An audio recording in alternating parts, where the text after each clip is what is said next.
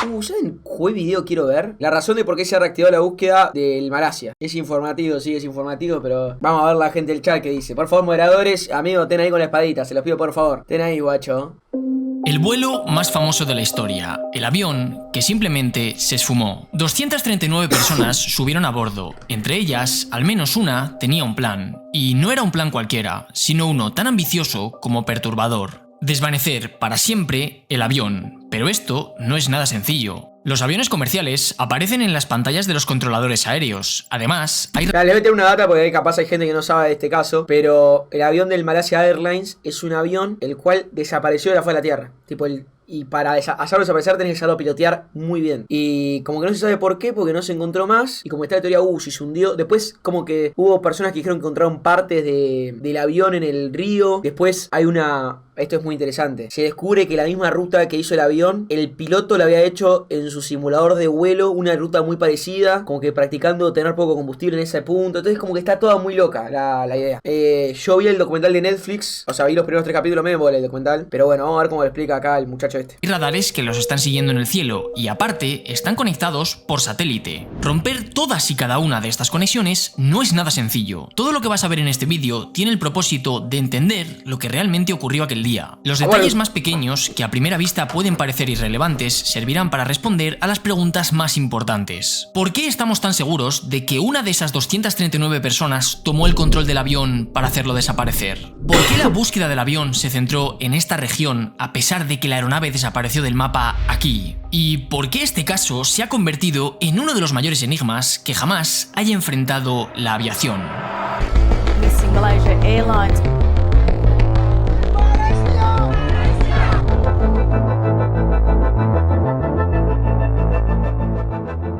Una reintro, guacho. Era una noche de sábado normal en Kuala Lumpur. Un Boeing 777-200 se disponía a hacer un vuelo rutinario hacia Pekín, con 227 pasajeros a bordo, 10 tripulantes de cabina y 2 pilotos. La ruta estipulada preveía ser la habitual, siendo este uno de los 2 vuelos diarios entre Kuala Lumpur y Pekín. La hora de salida estaba estipulada para las 12:35 de la madrugada, hora local, es decir, sería un vuelo nocturno, y el tiempo estimado sería de 5 horas y 34 minutos, por lo que deberían llegar al destino a las 6:30 de la mañana, hora local en Pekín. Algo vital es que la aeronave cargó combustible suficiente como para volar 7 horas y 31 minutos. Esto era lo normal para la ruta de aquel día, teniendo en cuenta el combustible extra. El comandante era un hombre llamado Sahari bin Hamza, de 53 años. Estaba felizmente casado con 3 hijos. Llevaba en Malaysia Airlines desde el año 1981. Era un comandante extremadamente experimentado, con 18.423 horas de vuelo en total, de las cuales 8.659 habían sido en Boeing 777, el modelo del avión de aquel día. Además, Sahari tenía un canal de YouTube que sigue abierto al público a día de hoy, donde contaba trucos prácticos para poder realizar en casa. El copiloto, Farik Abdul Hamid, era un hombre también malasio, de 27 años, soltero y sin hijos, que llevaba en la aerolínea desde 2007. Tenía en aquel momento 2.813 horas de vuelo. Es importante que sepas que de los 2 pilotos que van en un avión, el máximo responsable es siempre el comandante. Pará, retrasado, pará. ¿Qué pone después, hermano? Que se sienta Retrasado, este es un tarado. a la izquierda. Pero eso no quiere decir que el avión lo vuele él. Hay un término conocido como pilot flying que hace referencia al que realmente estará volando el avión. El otro hará la labor de pilot monitoring. Es decir, que uno de ellos es el que vuela el avión y el otro es el que hace las demás labores. Generalmente se alternan entre cada vuelo para que cada uno practique ambas. Eso sí, si ocurriera un imprevisto, el comandante sería el último responsable y puede tomar el control del avión en cualquier momento. En este vuelo, el copiloto sería quien volaría el avión, haciendo de pilot flying, y el comandante haría de pilot monitoring, por lo que se encargaría principalmente de las comunicaciones. Una vez se hicieron todos los preparativos del vuelo y los pasajeros se sentaron, el avión recibió permiso para comenzar a moverse y posteriormente despegar. Finalmente lo hizo con 7 minutos de retraso con respecto a la programación inicial. La aeronave comenzó un proceso de ascenso estándar en dirección hacia el punto Igari, uno de los puntos sobre los que pasaría. Verás, para organizar el tráfico aéreo hay miles de puntos repartidos por el mundo que se conocen como waypoints. Así, hay referencias por todos lados y un controlador puede decirle a un piloto que se dirija hacia tal punto y ambos sabrán exactamente de qué punto están hablando. Mientras el avión llegaba al punto Igari, se produjeron una serie de comunicaciones entre torre de control y el comandante. Esto está dentro de lo esperado, ya que el comandante es el que estaba haciendo la labor de pilot monitoring. Bueno, el tema de las comunicaciones es un tanto complejo, pero vamos a simplificarlo un poco con el fin de entender esta historia. El espacio aéreo de esa zona del mundo está dividido entre el espacio aéreo de Kuala Lumpur, el de Bangkok, el de Singapur y el de Ho Chi Minh. Cada una de estas ciudades tiene una torre de control que se encarga de dirigir el tráfico aéreo que va entrando en sus espacios aéreos. A cada una de estas zonas se les llama FIR, de Flight Information Region. Aparte, para este caso es importante que sepas que esta zona del espacio de Singapur está delegada al FIR de Kuala Lumpur, es decir, que es como si fuera de Kuala Lumpur. De tal forma que el MH370 debería abandonar el FIR de Kuala Lumpur para posteriormente entrar en el de Ho Chi Minh. De hecho, esta ruta consistía en llegar hasta el waypoint Igari, donde el avión viraría ligeramente a la derecha hasta llegar al punto Bitot. Y es exactamente en ese momento cuando empieza el misterio. A las 12:50 de la madrugada, tráfico aéreo le solicita al MH370 ascender hasta 35.000 pies de altitud. Malaysian 370, climb flight level ¿Qué dice? 350. 11 minutos más tarde, cuando el avión llegó a esa altitud, lo confirmó por radio. Creo que hizo escuchar la voz real. 6 minutos más tarde, el comandante vuelve a comunicar por radio que mantiene esa altitud. 12 minutos más tarde, el tráfico aéreo de Kuala Lumpur le informa al MH370 que proceden a pasar a control de Ho Chi Minh y les recuerdan a qué frecuencia podrán contactarles. A lo que el comandante responde 4 segundos después, dándoles las buenas noches. Malaysian 370, contact Ho Chi Minh 120.9. Good night. Good night, Malaysian 370. Y esa fue la última vez que se escuchó al avión por radio. Cuando el avión pasó el punto Igari, comenzó a girar hacia Bitot, pero 5 segundos después, el avión desapareció.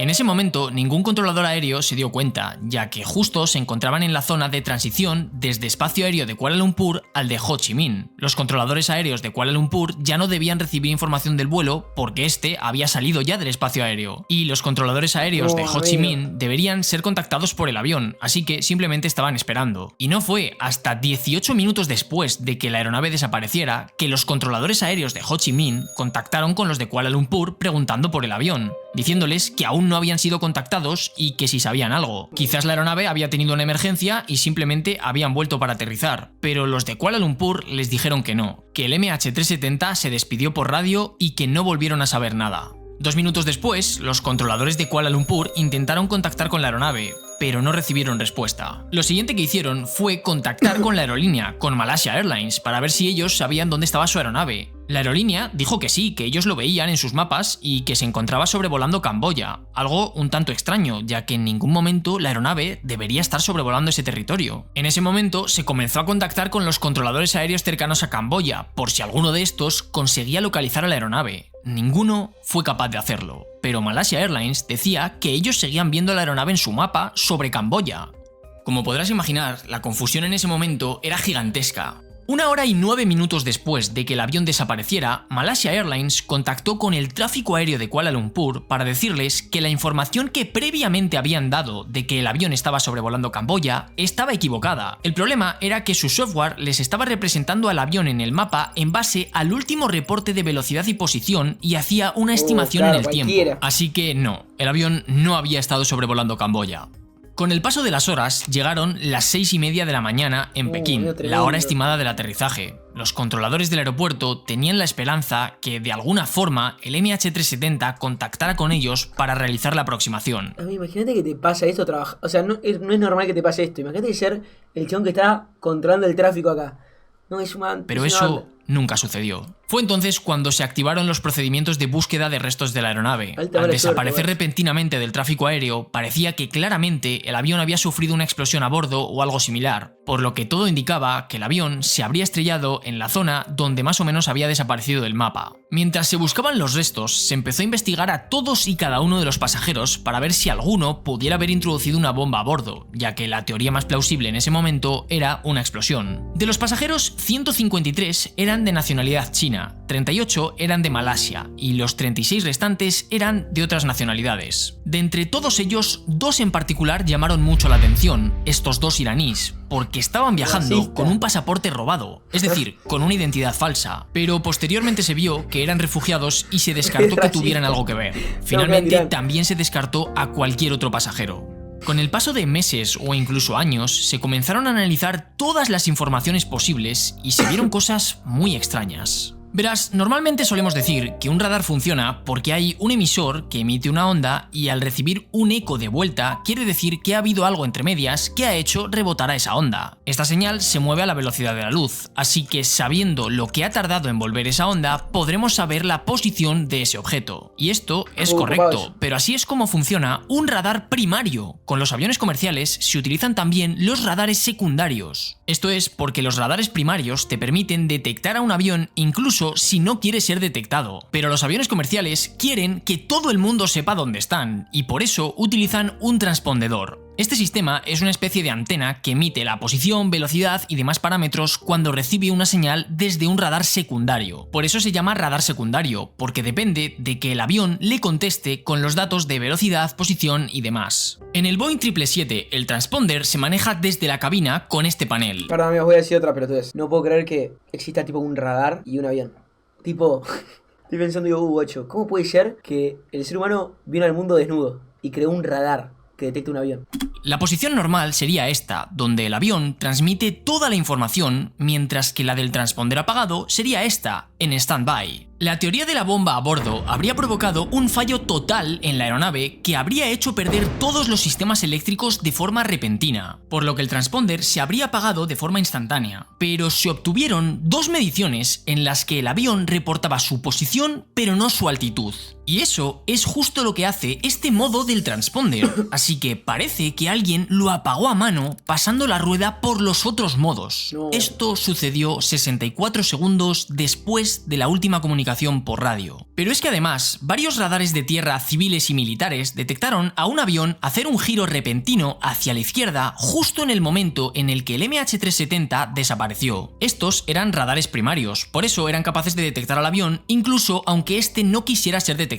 Aunque hay que dejar claro que no todos los radares detectaron al avión en todo momento, pero superponiendo la información de todos ellos se sabe a ciencia cierta que ese era el MH370 y que se desvió de su trayectoria inicial haciendo un giro de 180 grados. Además, la investigación reveló que el giro de 180 grados fue tan pronunciado que resultaba imposible que hubiera sido ejecutado por el piloto automático. Esto demuestra que quien estuviera al mando sabía perfectamente lo que estaba haciendo. Y es que verás, no fue casualidad que el vuelo desapareciera justo en ese momento. Era una zona en la que convergen los espacios aéreos de 4 países distintos, por lo que era un punto donde podría haber confusión en las comunicaciones entre los controladores, como efectivamente sucedió. Además, el punto seleccionado para desaparecer estaba justo entre el espacio aéreo de Malasia y el de Vietnam. Y es que incluso el giro tan pronunciado de 180 grados tenía sentido, ya que al norte Tailandia tiene una zona de identificación aérea militar, es decir, que requieren que cualquier aeronave que entre se identifique. Por eso era necesario un giro tan brusco. Aparte de esto, hay otra cosa más que sucedió cuando el avión salió del giro. Voy a simplificarlo todo lo que pueda para que se entienda. El Boeing 777 está equipado con un sistema conocido como ACARS, con el que el avión puede comunicarse con la aerolínea para mandarse documentos, reportes del estado del avión y cosas similares. El ACARS puede comunicarse con las estaciones de tierra gracias a las antenas de radio, pero también gracias a conexión satelital, es decir, que el avión manda la información a un satélite y este se la manda a una estación de tierra o viceversa. A este sistema de comunicación por satélite se le conoce como SATCOM. Bueno, pues gracias al sistema ACARS, el avión mandaba un reporte cada 30 minutos a las estaciones de tierra, El último de estos reportes se hizo 14 minutos antes de que la aeronave apagara el transponder. Es decir, que quien hubiera tomado el control del avión también apagó el SATCOM. Pero apagar este sistema no es tan sencillo como girar una ruedecilla. El sistema ACARS está diseñado para emitir una señal de alerta en caso de ser apagado manualmente. Esto significa que si se desactivaba a propósito, desde tierra se podría detectar que el apagado había sido intencional y quien controlaba la aeronave tenía la intención de simular un fallo total. Así que se tenía que apagar el sistema de otra forma, cortando totalmente las comunicaciones de forma repentina. Esto se puede hacer desde la cabina apagando los generadores eléctricos de los motores, dejando al avión sin energía eléctrica. Si la aeronave detecta que se queda sin energía eléctrica, lo que haría sería encender automáticamente la APU, un generador que está en la cola del avión, pero la APU se puede apagar manualmente desde la cabina. Y en caso de que se apague la APU, el avión tiene una RAT,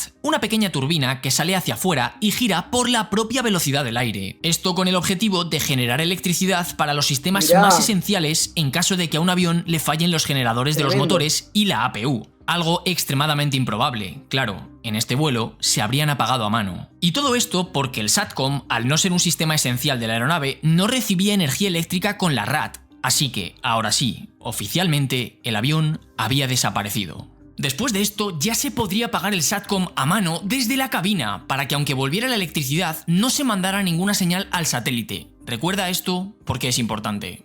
Pero en una situación en la que el avión sacara la energía eléctrica de la RAT... Igual, perdón, me puse de vuelta, pero no puedo creer que sea tan fácil apagar la energía de un avión. Tipo como girar una perilla. Tipo, pum, nos quedamos sin luz. Nos quedamos sin luz. Ya está. Me parece tremendo. No puede ser que una perilla... No se le daría energía al piloto automático porque no es un sistema esencial, por lo que el avión tendría que volarse a mano. Algo consistente con las trazas del avión en los radares primarios, ya que se podían percibir pequeñas correcciones. Todo eso en realidad lo hace alguien desde la cabina en muy pocos segundos, pero he querido detenerme para explicarlo bien porque es uno de los puntos clave del misterio del MH370, como veremos después. Después de eso, se cree que quien estuviera al mando incapacitó a los pasajeros despresurizando el avión, esto con el objetivo de que no intentaran nada extraño. Y eso en realidad era bastante sencillo, ya que simplemente habría que abrir dos válvulas que tiene el avión, una en la parte delantera y otra en la parte trasera. Estas dos válvulas se pueden manipular desde la cabina. En ese preciso momento, las mascarillas habrían bajado automáticamente, dando oxígeno a cada pasajero durante 22 minutos. Pero en la cabina de los pilotos hay dos máscaras especiales que les dan oxígeno durante muchas horas. Casualmente, ese mismo día, el personal de mantenimiento había llenado el oxígeno de esas máscaras. Después de los 22 minutos de oxígeno que proporcionarían las máscaras a los pasajeros, a esa altitud, un ser humano pierde la consciencia en aproximadamente un minuto. Poco después, el daño cerebral se vuelve irreversible, y si sigue sin llegar oxígeno, se pierde la vida. Aunque esto sucede de manera serena y pacífica. Poco a poco empiezas a ver y a sentir menos, te notas más lento de lo normal, y sin darte cuenta, has perdido el conocimiento. Al sobrevolar Penang, la aeronave viró hacia el noroeste y continuó en línea recta. En ese preciso momento se detectó una breve señal proveniente del teléfono móvil del copiloto. Este dato es revelador, ya que en todas las checklists que siguen los pilotos antes de despegar se incluye la orden de poner el teléfono móvil en modo avión. Así que esto indicaría que realmente el copiloto estaba intentando contactar con el exterior. Sin embargo, la señal duró muy pocos segundos y no se registró ninguna comunicación. Simplemente la compañía telefónica confirmó que se detectó una breve señal sobre Penang, confirmando la información de los radares primarios acerca de la desviación del avión. Posteriormente, el MH370 siguió con ese rumbo hasta que se alejó tanto de los radares primarios que su traza desapareció, esfumándose para siempre de cualquier radar. En este punto estaba claro que el avión había seguido volando y que había hecho muchos esfuerzos por ocultar su posición, así que toda la comunidad científica se volcó para tratar de encontrar a dónde había ido la aeronave. Muchos de estos científicos no tenían conocimiento de aeronáutica, pero eran expertos en otros campos y querían contribuir con su conocimiento. Inmarsat era la empresa de comunicaciones dueña del satélite que estaba utilizando el avión para operar el SATCOM, con el que en condiciones normales podría haber estado mandándose información con tierra. Con el paso del tiempo y tras analizar todos los datos de aquel día, dijeron desde Inmarsat que poco después de que el MH370 se desvaneciera de los radares, ocurrió algo imprevisto. El satélite recibió una solicitud de conexión por parte del avión a través del sistema SATCOM. Este tipo de solicitud solo se generaba cuando el sistema recibía electricidad por primera vez, es decir, si alguien hubiera reconectado los generadores eléctricos del avión. Y es por esto que sabemos que previamente habían sido apagados. Pero espera, ¿por qué los habría encendido? Verás, en caso de que el avión hubiera estado volando con la energía de la RAT, solo se le habría suministrado energía a los sistemas indispensables, como hemos comentado previamente, por lo que los ventiladores que refrigeran toda la bahía aviónica del avión se habrían apagado, y tras volar durante casi una hora en esas condiciones, es altamente probable que los ordenadores del avión se estuvieran sobrecalentando. Si la temperatura superaba su límite, el avión dejaría de funcionar, así que quien estuviera al mando seguramente se vio obligado a encender los generadores eléctricos para poder refrigerar los ordenadores. Mirá, guacho. Si recuerdas, hemos dicho que al estar el SATCOM desconectado de la red, si se apagaba manualmente no se podría enviar información aunque la energía eléctrica volviera. Bueno, pues eso es lo que pensaba la persona que llevaba el avión, pero resulta que el Boeing 777 enviaba una solicitud a la estación de tierra cuando volvía la corriente eléctrica. Un ingeniero de Inmarsat tuvo una idea. Esta solicitud que hacía el avión venía acompañada de la hora exacta a la que se había enviado. Comparando esa hora exacta con la hora a la que el satélite recibió la señal, se podía ver un pequeño desfase temporal. Este desfase nos indicaba el tiempo que tardó la señal en viajar desde el avión al satélite. Sabiendo que la señal se mueve a la velocidad de la luz, se podría saber a qué distancia estaba el avión del satélite. Realmente esta es la forma en la que funciona cualquier GPS. Tu móvil manda las señales a un satélite y basándose en el desfase temporal saca la distancia. El resultado es una circunferencia donde toda esa línea está a la misma distancia del satélite. Podrías estar aquí, aquí o aquí. Para saber la posición exacta, un GPS hace esto con varios satélites, de tal forma que el punto donde todas las señales intersectan es la posición en la que estarías tú. El MH370 solo estaba enviando esta señal a un satélite, por lo que sabemos que 1 hora y 5 minutos después de desaparecer el avión se encontraba sobre esta circunferencia, no dentro de ella, sino sobre la línea. Además, justo 3 minutos antes salió de la cobertura de los radares primarios, por lo que cuadra que el avión pudiera estar en esta parte del arco. La estación de tierra intentaría establecer comunicación con la aeronave cada hora, por lo que se pudieron sacar múltiples arcos donde sabemos que estuvo el avión. Es decir, que pudo haber hecho esta trayectoria, pero también pudo haber hecho esta otra y así con infinitas posibilidades. Pero por el tipo de señal se sabe a ciencia cierta que el avión estaba volando y que estaba sobre esos arcos. Por esa razón, los recursos de búsqueda de la aeronave comenzaron a centrarse en esa zona del Índico, pero sin obtener resultados. Al final hubo un total de 7 arcos y a la hora a la que debía producirse el octavo ya no se registró al avión, por lo que sabemos que ahí ya se había estrellado. Además de las señales recibidas por el satélite, se podía saber también la frecuencia, lo que permitía, gracias al efecto Doppler, saber si el avión estaba subiendo o bajando. Esto es por el mismo efecto que si escuchas una sirena de una ambulancia sabes que en esta parte de aquí se está aproximando a ti, pero en esta parte de aquí sabes que ya se está alejando, porque lo estás escuchando distinto dependiendo de si el objeto va hacia ti o se aleja de ti. Pues eso mismo se podía utilizar para saber si el avión estaba ascendiendo hacia el satélite o alejándose de él, es decir, descendiendo. Ya vas entendiendo por qué este caso es tan fascinante, pero espera, porque queda lo más increíble. En la señal del primer arco se obtuvieron unas medidas de frecuencia erróneas. Esto es muy extraño, porque sabemos que eso es lo que le ocurriría al transmisor si hubiera sufrido grandes variaciones de temperatura. Pero para evitar que esto suceda, el avión tiene un subsistema que se encarga de que la temperatura no fluctúe. Pero claro, si la persona al mando hubiera apagado los generadores eléctricos, este sistema no hubiera recibido energía con la turbina pequeña desde el momento en el que se apagaron los generadores. Así que el hecho de que esa señal tuviera una frecuencia errónea refuerza la idea de que los generadores eléctricos del avión se habrían apagado previamente. De todos los arcos generados, el primero y el último fueron solicitudes de inicio de sesión. Los demás eran las peticiones rutinarias que la estación de tierra le hacía al avión cada hora. Pero ¿por qué el último de ellos era una solicitud de inicio de sesión?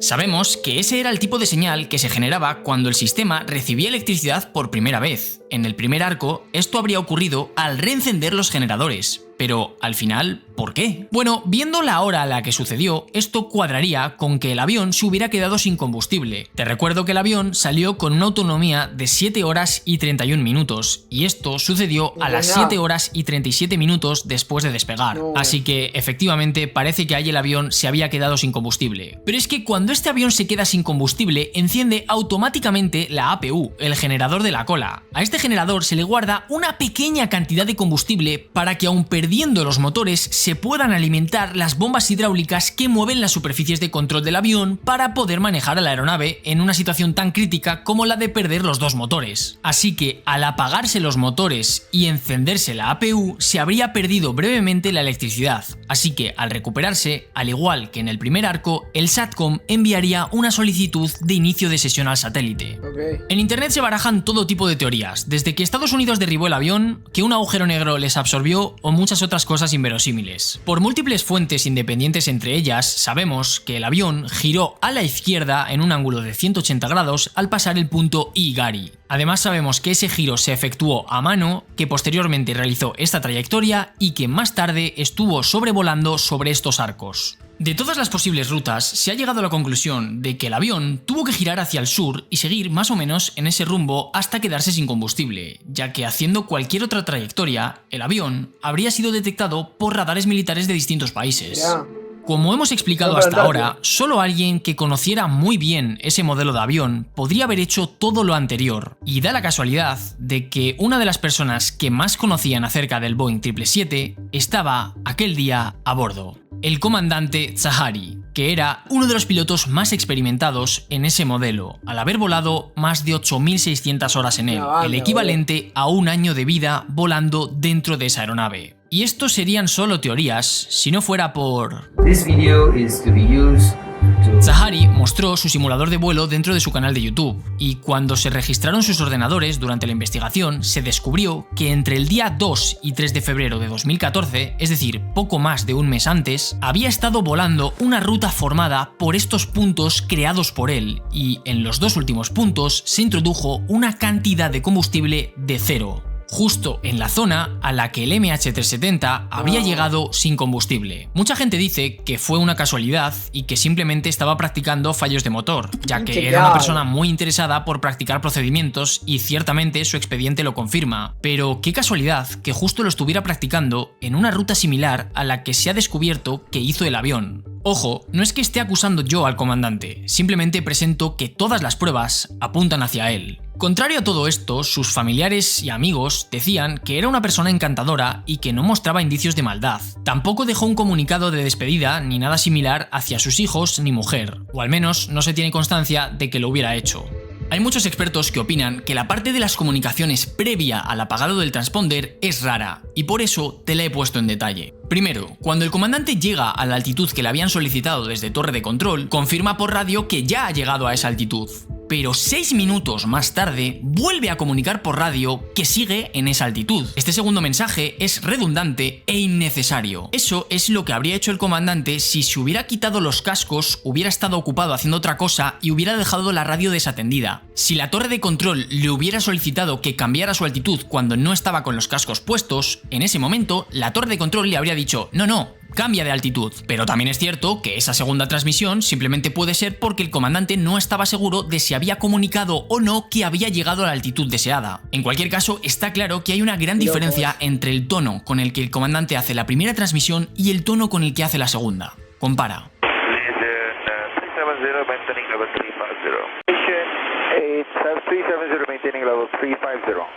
En la segunda transmisión es como si el comandante estuviera más nervioso o más ocupado. Y por último, cuando le indican por radio que debe comunicarse con el tráfico aéreo de Vietnam y le dicen a qué frecuencia debe hacerlo, en esa circunstancia el comandante debe repetir la frecuencia por radio para ambos asegurarse que ha entendido bien la frecuencia. En ese caso, Zahari no repite la frecuencia. Pero es cierto que Zahari llevaba muchísimos años volando en esa parte del mundo y seguramente se supiera de memoria qué frecuencia era. Por lo que en realidad no es tan raro. De hecho, en el informe oficial de la investigación del MH370 se concluye que estas anomalías en las comunicaciones antes de que se apagara el transponder no son un indicativo de nada, aunque sí que son raras. Pero lo que es verdaderamente extraño es que desde que el comandante manda el último mensaje por radio hasta que el transponder se apaga, hay 64 segundos. Si una tercera persona hubiera tomado el control del avión, habría tenido que entrar en la cabina, levantar a los pilotos, tomar el control del avión y apagar el transponder, todo eso en menos de 64 segundos. Sin embargo, si todo esto lo hubiera orquestado uno de los pilotos, simplemente le tendría que haber pedido al otro piloto que abandonara momentáneamente la cabina por cualquier motivo, con cualquier excusa, y desde dentro la cabina se puede cerrar.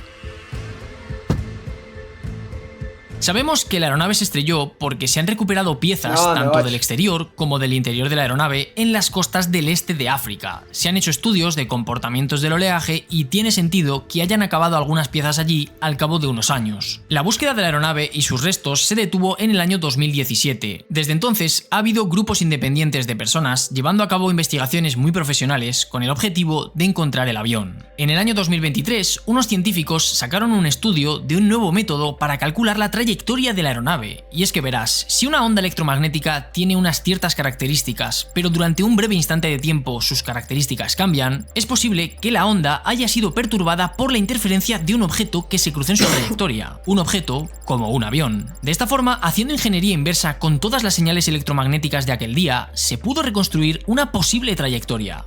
Lo interesante es que de forma independiente cumple con el avión moviéndose hacia el noroeste una vez sobrevoló Penang, aunque con una ligera desviación. Esto podría ser porque esta técnica no fuera muy precisa o porque el avión ya se encontraba muy lejos de los radares y por tanto estos podrían tener un fallo. Es decir, que quizás esta información podría ser más precisa que la que tenemos de los radares. Después, la aeronave viraría hacia el sur y, según se muestra en este informe, no viajaba en línea recta. Y lo más interesante viene al final, cuando ya había amanecido en aquella zona del planeta, porque al parecer la aeronave hizo una trayectoria en forma de 8, lo que confirmaría que la persona que estuviera controlando la aeronave se estaba asegurando de que no hubiera barcos en la zona. Todo esto para poder llevar a cabo su plan, hacer desaparecer un avión para siempre. Como hemos dicho previamente, gracias al efecto Doppler de las señales radar de los arcos, se podía saber si el avión estaba subiendo o bajando. En todos los arcos, la altitud parecía más o menos mantenerse constante, pero en el último de ellos, que se habría generado cuando el avión hubiera perdido la potencia en ambos motores y la APU se hubiera encendido, se indica que el avión estaba en una caída de 14.000 pies por minuto. Para que tengas una referencia, así se ve desde fuera un avión cayendo a esa velocidad.